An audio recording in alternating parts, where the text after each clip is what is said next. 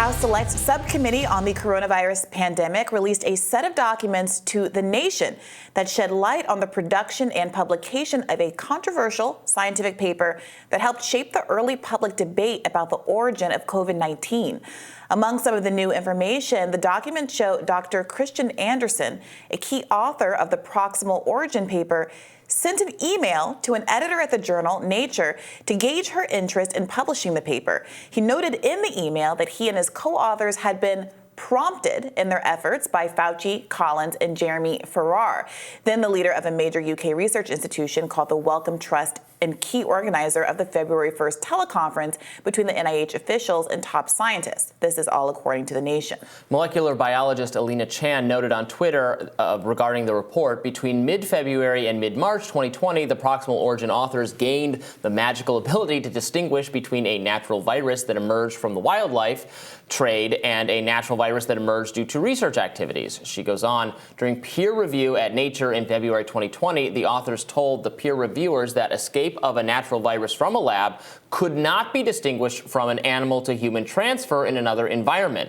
By March 2020, no lab-based scenario is listed as possible. So we already knew a good amount of this, how the Proximal origins paper came into being, and that Fauci, Francis Collins, and others had really pushed Christian Andersen to write it. In the Nation reporting, they now have, I don't think we've exactly seen this email before, where he emails a journalist and an editor at Nature to say, hey, I would like to write this article. And he specifically says that I've been prompted to do this by Jeremy Farrar, Tony Fauci, Francis Collins, and some others. And it's interesting because just a few days before he sent this email, he had said that he was against weighing in on this debate at all. Yeah, even worse than that, he says, quote, and this is the email again, 4 days before he sends the one proposing the Proximal origin paper. He says, 4 days before, our main work over the last couple of weeks has been focused on trying to disprove any type of lab theory. But we are at a crossroad where the scientific evidence isn't conclusive enough to say whether we have high confidence in any of the three main theories considered.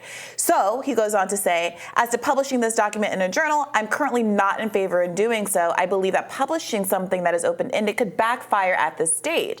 So knowing that they didn't really know, he says, I don't want to publish an article. And then a few days later, apparently at the prompting of Fauci and these others, went on to publish this Proximal origin paper, which is notable because, as the article also makes clear, this thing was cited everywhere. Apparently, media outlets accessed online, it was cited by media outlets accessed online more than 5 million times in those early days, and it really was definitive in the kind of narrative building about what the most likely causation was here. One of these people, Jeremy Farrar, actually, who was not listed as a co-author of the paper, nevertheless had enough input on it that Andersen sent it to him before it got published, and Farrar said, sorry to micromanage, micro-edit. Again, this is in the emails the Nation has obtained, and I think I have seen this one before, but if Farrar says, would you be willing to change one sentence? The sentence is, it is unlikely that SARS-CoV-2 emerged through laboratory manipulation of an existing SARS coronavirus.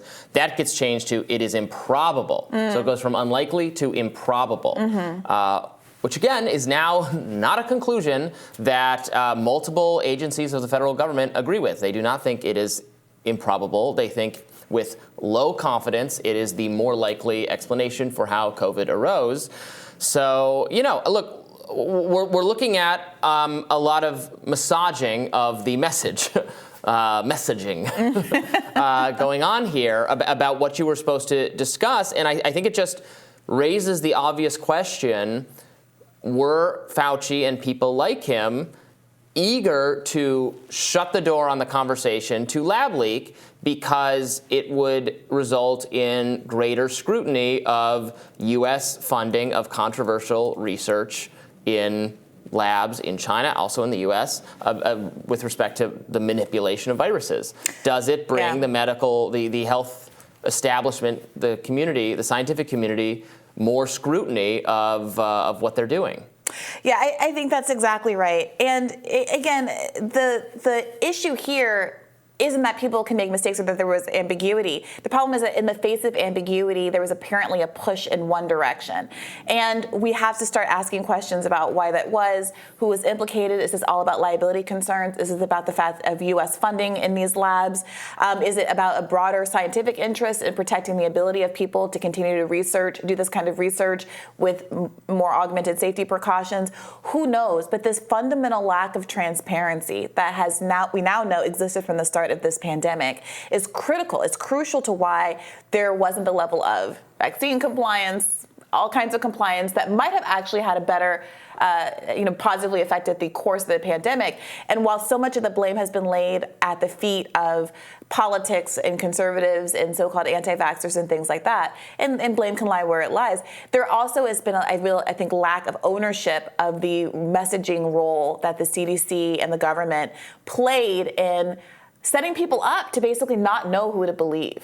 Right, and the media, they ran with this. They, as you said, it was cited that many times. It was used by the media in that classic kind of fact-checking, misinformation sort of framing that the mainstream media has totally fallen in love with over the last 5 years. Like, oh, did you hear that COVID might have come out of a lab? Did you know you're spreading harmful, racist, conspiracy-minded misinformation, possibly of foreign origin? Like that is their automatic. They just slot that into the template of how they discuss everything. And what we now know about the Twitter files and the relationship between these government agencies and their coercive influence on allegedly independent social media companies, and using that kind of information as an excuse to censor and limit information being able to be transmitted on these free apps.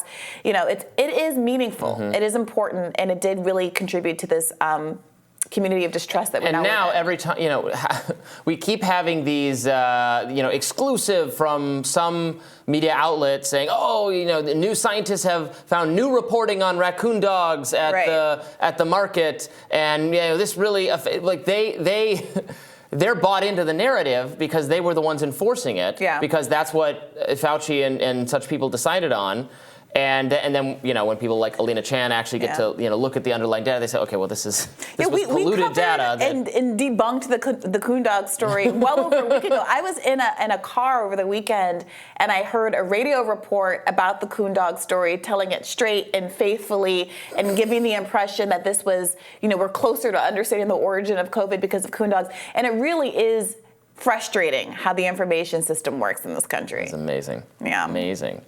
Well, the Washington Post is finally paying attention to the alarm bells surrounding gain-of-function research, the research at the heart of the lab leak theory. According to the Post, a growing number of scientists are reconsidering the dangers of prospecting for unknown viruses and conducting other high-stakes work with pathogens. This graphic details the $3 billion spent by U.S. government on pathogen research worldwide since 2012. And as Alina Chan points out, not all of this money is devoted to virus hunting or risky experiments with novel viruses. I actually saw this headline yesterday. The headline here is, research with exotic viruses risks a deadly outbreak, scientists warn. You think? This is news to you now? This is the classic, should the scientists go deep into caverns with bats in the jungle and interact with creatures that would have had a low likelihood of encountering human beings and thus creating an outbreak? Should we go do that in order to better understand them, thus making more likely the very conditions for an outbreak to happen, even without the manipulation of viruses, frankly? Sure. Look, I mean, it's difficult to imagine where we would be. Don't go in the Batcave. Don't go in the Batcave.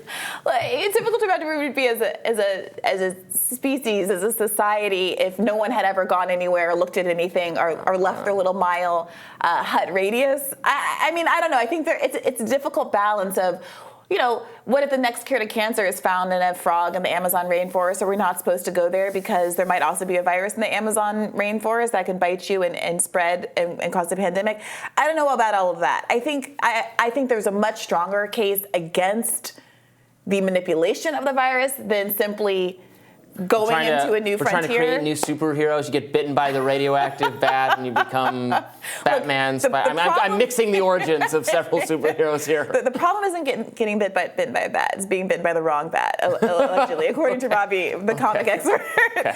But no, look. Obviously, it would make sense for there to be a reining in of the funding of viral manipulation, especially given that we know so much about the failures of protective guidelines in these very labs. So if anything, before they start these things back up again, they really need to take a good hard look of whether they're adequately funded and there's adequate protections for the people who are doing this kind of research to make sure that these things don't escape. And as I've said before, I don't know if it's the Arctic or the Antarctic, but they should probably put these things far away Antarctica. So that even if they do leak. I just want to read quickly from the story. The Thai researchers would approach the caves and roosting trees at dusk, just as the nocturnal inhabitants, the bats, were beginning to stir, work until dawn, catching some in nets, grasping them with gloved hands so that the bodily fluids could be collected on swabs for analysis. Sometimes this person who was interviewed, this Thai researcher, removed his cumbersome rubber gloves to make the task easier.